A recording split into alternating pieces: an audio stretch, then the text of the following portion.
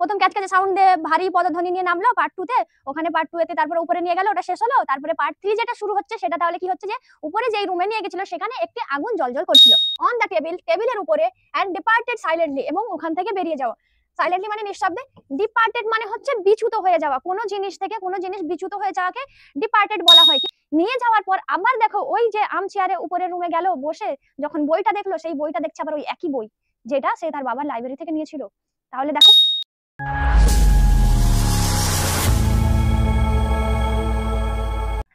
Hello student, I am Rubina ma'am, welcome to our school वाला YouTube channel. দেখো আগের পার্টে আমি মিডনাইট এক্সপ্রেসে তোমাদের পার্ট 1 পার্ট 2 পড়িয়ে দিয়েছি। আজকে যেটা পড়াবো সেটা হচ্ছে পার্ট 3। তো চলো পার্ট 2 এতে আমি বলেই দিয়েছি আর তোমাদের বুঝিয়ে দিয়েছি। তোমাদের যদি অসুবিধা থাকে তোমরা আমাকে কমেন্ট সেকশনে জানাতে পারো। তবে আমি আজকে পার্ট 3 তে সোজাসুজি ঢুকে যাচ্ছি দেরি না করে। চলো পার্ট 3 তে চলে যাই।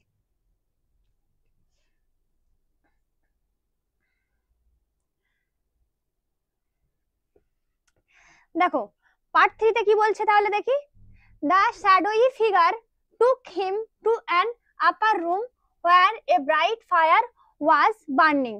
তাহলে আগের প্যারাতে দেখেছিলাম যে ক্যাচক্যাচে আওয়াজওয়ালা সিঁড়ি দিয়ে উপরে নিয়ে গিয়েছিল।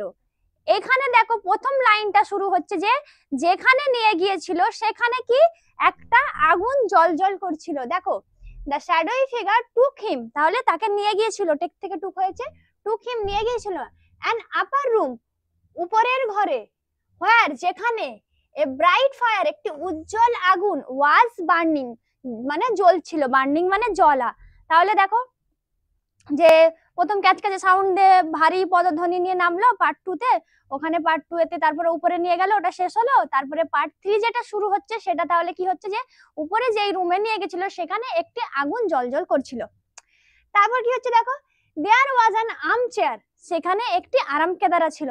দেখো আর্ম চেয়ার মানে আরাম কেদারা। আরাম কেদারা কোনটা? দেখবে একটা চেয়ার থাকে যেটা শোয়ানো থাকে, মানে হেলান দেওয়ার যেটাই জায়গা থাকে, যেই চেয়ারটাই আমরা আরাম করে এরকম নিশ্চিন্তে বসে থাকতে পারি, তো সেটাই হচ্ছে আর্ম চেয়ার, ঠিক আছে? তো সেই আর্ম চেয়ারটাকেই আমরা আরাম কেদারা বলি বাংলায়। তারপরে কি ওটা কোথায় ছিল? বিসাইড দ্য ফায়ার মানে যেখানে আগুনটা জ্বলছিল তার পাশে। মানে ধরো এখানে আগুন জ্বলছে, আরাম কেদারাটা হয় এই পাশে বা ওই পাশে, যে কোনো একটা পাশে ছিল, দিক নির্ণয় করেনি বাট বলে দিয়েছে যে পাশে ছিল, ঠিক আছে? তাহলে বিসাইড মানে পাশে, ফায়ার মানে আগুন। বাই দ্য আর্ম চেয়ার, ওই আর্ম চেয়ারের পাশে আবার কি বলছে দেখো, ওয়াজ a small okay table, okay গাছের একটা টেবিল, স্মল মানে ছোট্ট।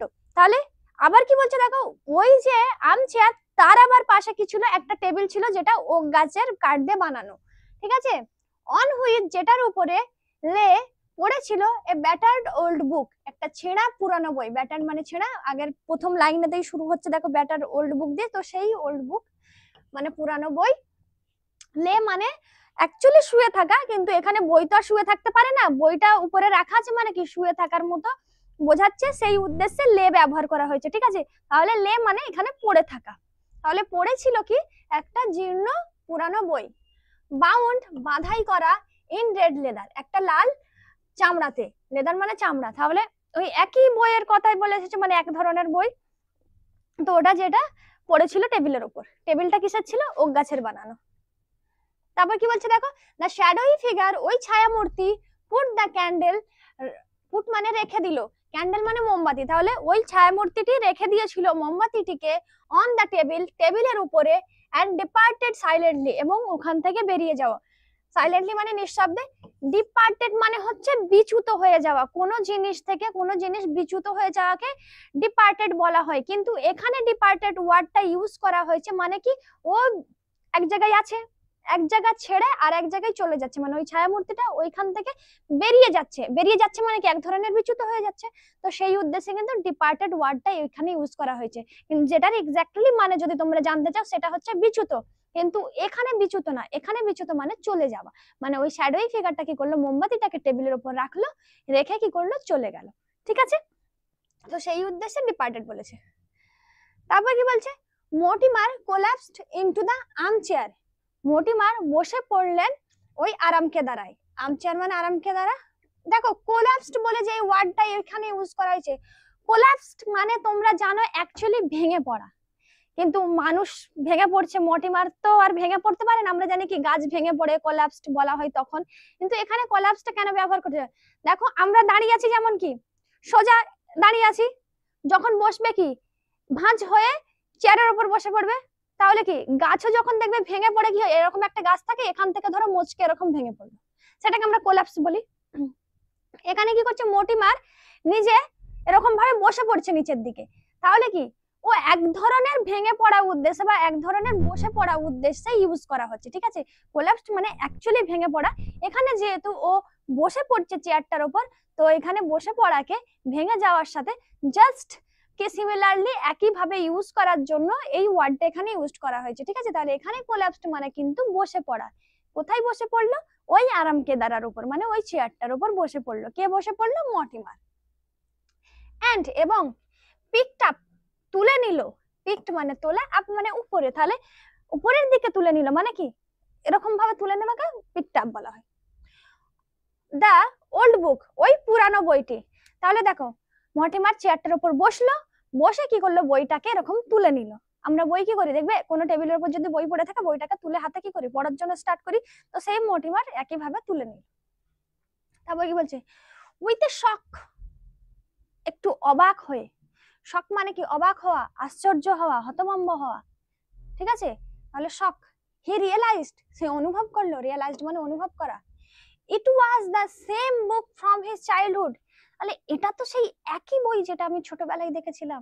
দেখো পূর্ণ জীর্ণ ছেঁড়া যে বুক, সেই পুরনো ছোটবেলায় 12 বছর বয়সে বাবার লাইব্রেরি থেকে নিয়ে এসেছিল, তাহলে সেই একই বুক কোথায় দেখছে? এক তো প্রথম দেখো একটা শরীর যে পেজ 50-তে দেখেছিল, সেই পিকচারটা কোথায় দেখলো? প্ল্যাটফর্মে। তার জন্য কি হলো, ভয়ে ছুটে আসলো একটা সাদা কুটিরে, সাদা কুটির থেকে একটা মানুষ এসে তাকে কি করলো, নিয়ে গেল। নিয়ে যাওয়ার পর আবার দেখো ওই যে আর্ম চেয়ারে উপরের রুমে গেল, বসে যখন বইটা দেখলো, সেই বইটা দেখছে আবার ওই একই বই যেটা সে তার বাবার লাইব্রেরি থেকে নিয়েছিল।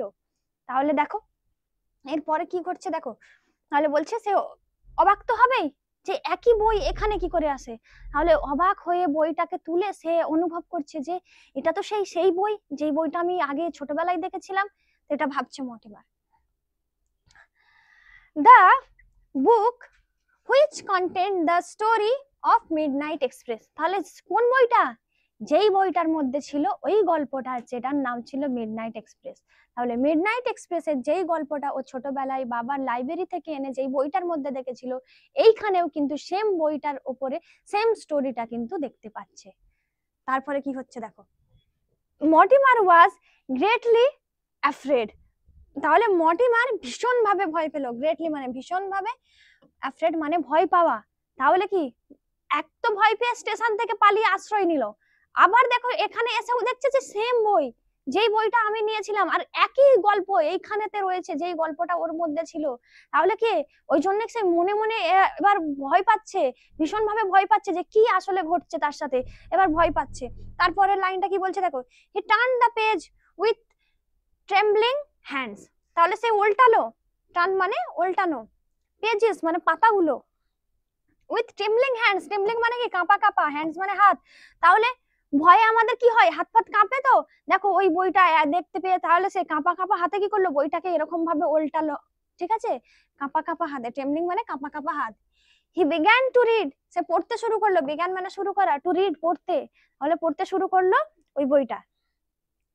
The story was about a man, গল্পটা হচ্ছে একটি মানুষকে নিয়ে, হু in his childhood had red A book which content A frightening picture, তাহলে এটা হচ্ছে একটি ব্যক্তিকে নিয়ে যে কিনা তার ছোটবেলায় পড়েছিল একটি বই যেটার মধ্যে ছিল একটা ভয়ঙ্কর ছবি, তাহলে ফ্রাইটেনিং মানে ভয়ঙ্কর, পিকচার মানে ছবি। দেখো পেজ 50-তে ছোটবেলায় যে বইটা পড়েছিল সেখানে কি ছিল, সেখানে ওয়ার্ডটা এই ফ্রাইটেনিং এর বদলে কি ইউজ করা ছিল, ইলাস্ট্রেশন, ইলাস্ট্রেশন মানেও ছবি, ঠিক আছে। তাহলে ওখানেও একটা ছবি দেখতে পেয়েছিল, তাহলে এইখানেও সে বইটা যখন উল্টালো সেখানে একটা মানুষের ছবি দেখতে পেলো। তারপরে কি হচ্ছে দেখো,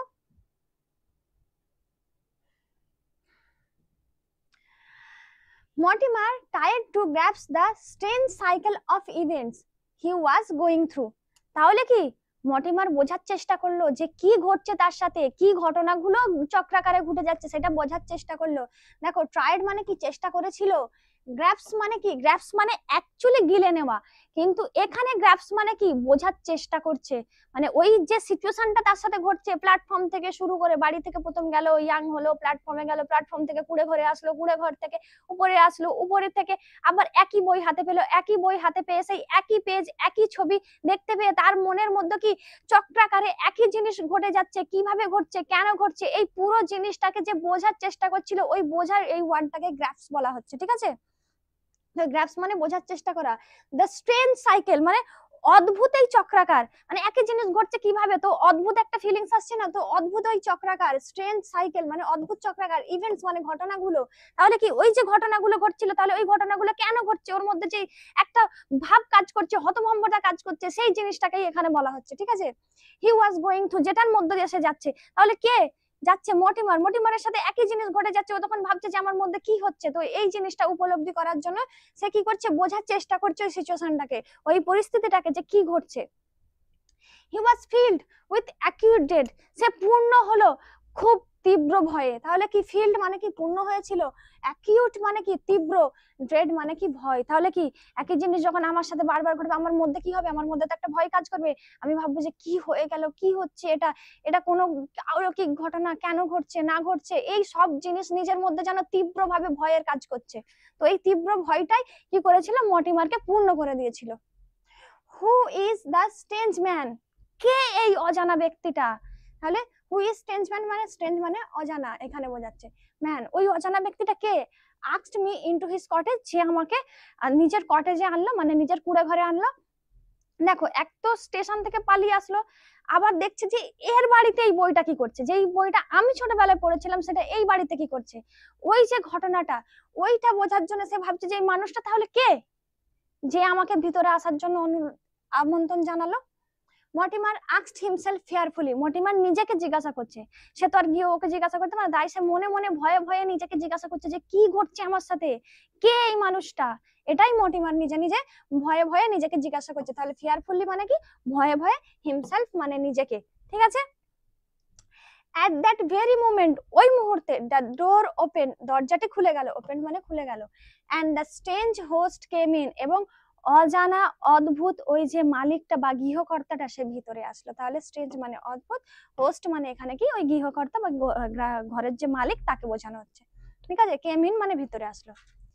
his face was covered in darkness, তার মুখটি ছিল অন্ধকারাচ্ছন্ন, ডার্কনেস মানে কি অন্ধকারাচ্ছন্ন, কভার্ড মানে ঢেকে থাকা, তাহলে কার মুখটা, ওই যে গৃহকর্তা ছিল তার মুখটা কিসে ঢাকা ছিল, অন্ধকারে ঢাকা ছিল।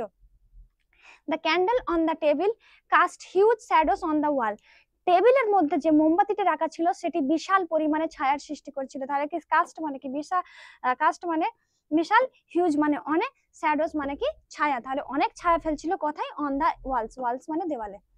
The shadowy figure stood before Mortimer, তাহলে ওই যে ছায়া মূর্তিটা ছিল সেটা দাঁড়িয়ে ছিল কোথায়, মর্টিমারের সামনে, তাহলে বিফোর মানে সামনে, মর্টিমার মানে মর্টিমারে, শ্যাডো স্টুড মানে দাঁড়িয়ে ছিল, তাহলে কে দাঁড়িয়ে ছিল, ওই যে ছায়া মূর্তিটি সেটা দাঁড়িয়ে ছিল মর্টিমারের সামনে।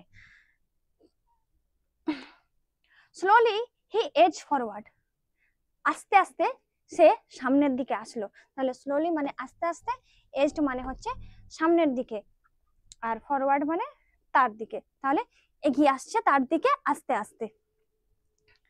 তারপর কি বলছে দেখি, এই দেখো এখানে একটা ছবি আছে, মর্টিমার দেখো এই চেয়ারে বসে আছে, এই লাল এ দেওয়া ওর হাতে যে ছবিটা রয়েছে, এখানে একটা মোমবাতিটি রয়েছে, তারপরে দেখো এই যে ছায়া মূর্তি, এটা যে ছায়াটা দেখতে পাচ্ছে। ঠিক আছে,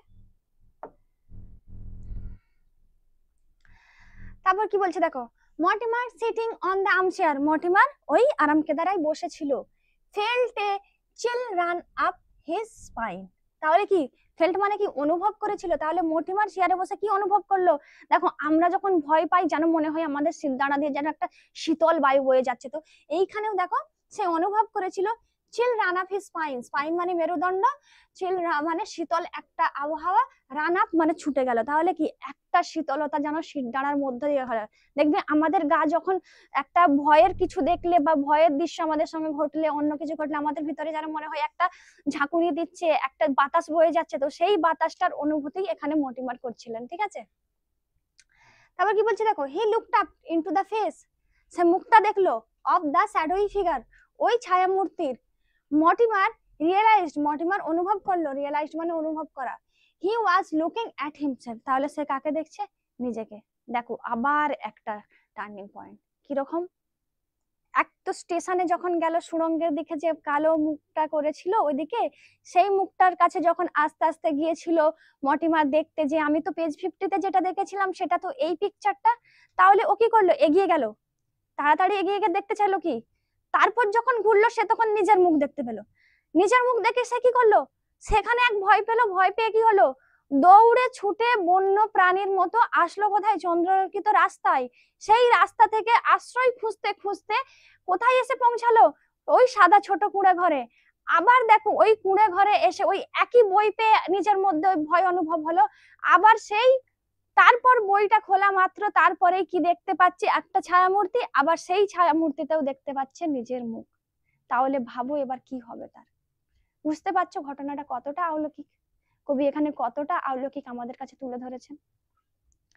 তারপরে কি, তো সে চমকে গেল, অনুভব করলো যে নিজের মুখ। তারপর কি হচ্ছে দেখো, the clock ticked in the hall below, তাহলে ঘড়িটা টিকটিক করছে নিচের হল রুমে, অ্যান্ড সি রোড আউটসাইড, এবং সমুদ্র গর্জন করছে বাইরের দিকে। দেখো প্রথম লাইনে আমরা দেখেছিলাম যখন সে পেজ 50 পড়েছিল তখনও কিন্তু সে ভয়ে আর ওইদিকে যায়নি, তখনও কিন্তু ঘড়ির কাঁটা টিকটিক করছিল, সমুদ্র বাইরে গর্জন করছিল। এখনো দেখো সেম একই জিনিস, ঘড়ির কাঁটা টিকটিক করছে, আবার সমুদ্র বাইরের দিকে গর্জন করছে।